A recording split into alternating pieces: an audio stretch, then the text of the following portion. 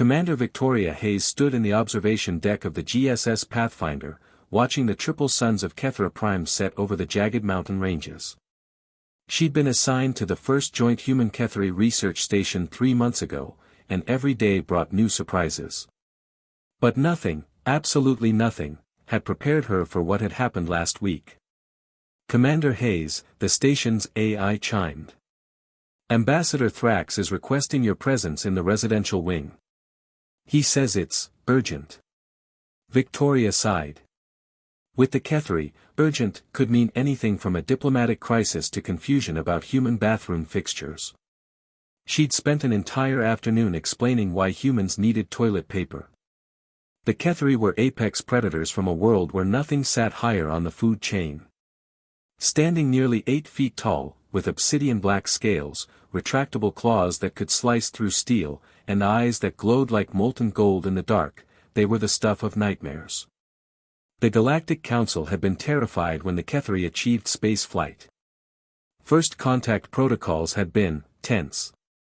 Then humans showed up, and somehow, impossibly, the two species became friends. Victoria found Ambassador Thrax in the hallway outside her quarters, his tail lashing in what she'd learned was agitation. Behind him, 3 smaller Kethri, his cubs, ranging from what looked like 5 to 10 years old in human terms, peered around his legs with wide, luminous eyes. "Commander Hayes," Thrax rumbled, his translator chip rendering his growls into perfect English. "We have a situation." "What kind of situation?" "My offspring refuse to enter their sleep chambers. They insist on," how did Kira phrase it? "Sleeping with Miss Victoria because she has the magic warm thing." Victoria blinked. "The magic warm thing?" The smallest cub, Kira, darted forward before her father could stop her. She grabbed Victoria's hand with surprisingly gentle claws. "Please, Miss Victoria. We need it. We can't sleep without it anymore." "Kira." Thrax snapped, but Victoria raised a hand. "It's okay." "Kira, what exactly are you talking about?" The middle cub, a male named Rax, spoke up. "The soft thing. The warm covering you use in your rest cycle. Father says it's called a blanket, but he won't get us any. He says Kethri don't need such things." Understanding dawned.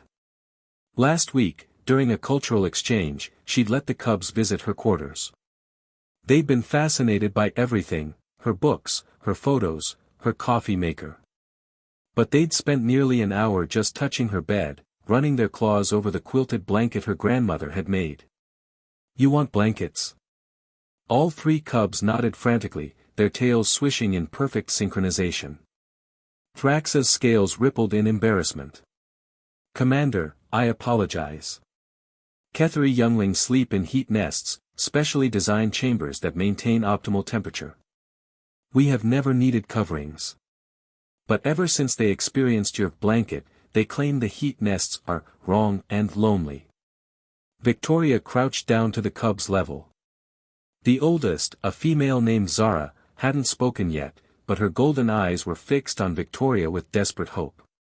"Tell me, what's wrong with the heat nests?"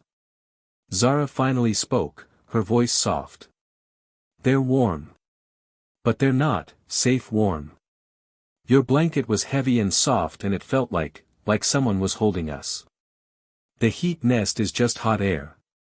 It's not the same." Something in Victoria's chest tightened. She understood, suddenly and completely. The Kethri were predators, yes, but they were also social creatures who lived in close family units. The cubs weren't just cold, they were lonely. A human blanket wasn't just about warmth. It was about weight, pressure, security. It was about being held. "Ambassador, do you have restrictions on human items in Kethri quarters?" Thrax's tail stopped lashing. "No, but..." "Then I'm getting these kids some blankets. Be right back." Victoria disappeared into her quarters and emerged moments later with 3 blankets, her spare, her sleeping bag, and yes, even her grandmother's quilt. She'd order more. This was more important. She handed one to each cub, showing them how to wrap themselves up. The transformation was immediate. All 3 cubs bundled themselves tightly, their scales barely visible under the layers of fabric.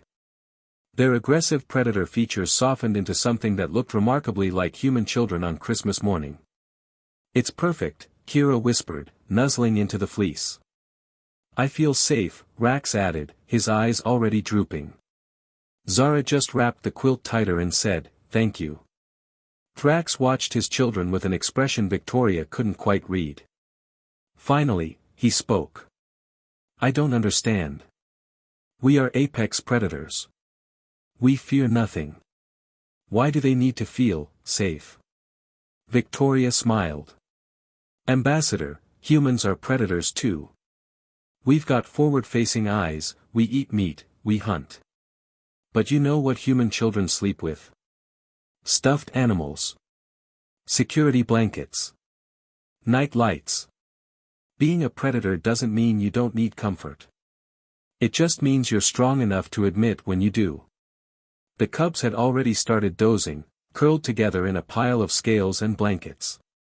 Thrax watched them for a long moment. "Your species is very strange, Commander Hayes." "Yeah, we get that a lot. But perhaps." Thrax's scales shifted to a warmer hue. "Perhaps strange is not bad. My younglings have not slept so peacefully in weeks. They've been stressed about the station, the new environment, being away from their broodmates back home. I thought Ketheri simply endured such things. But humans, you've found ways to be both strong and soft. It's not weakness to need comfort, Ambassador. It's just being alive." Thrax nodded slowly. "I will need to place an order for Ketheri-sized blankets. And perhaps." He paused. "Perhaps I should try one myself. For research purposes." Victoria grinned. "Of course. Strictly research." 3 weeks later, Ambassador Thrax submitted a formal report to the Ketheri High Council. Within months, blankets became standard issue for Ketheri vessels. Within a year, human textile companies were shipping millions of blankets across Ketheri space. The Galactic Council, which had once feared the Ketheri as unstoppable predators, now couldn't help but smile at diplomatic meetings where Ketheri delegates arrived wrapped in colorful quilts. Humanity's greatest diplomatic achievement wasn't weapons or technology or even their strange ability to befriend anyone. It was teaching the galaxy's fiercest predators that sometimes, the bravest thing you can do is admit you need a hug. Or at least a really good blanket.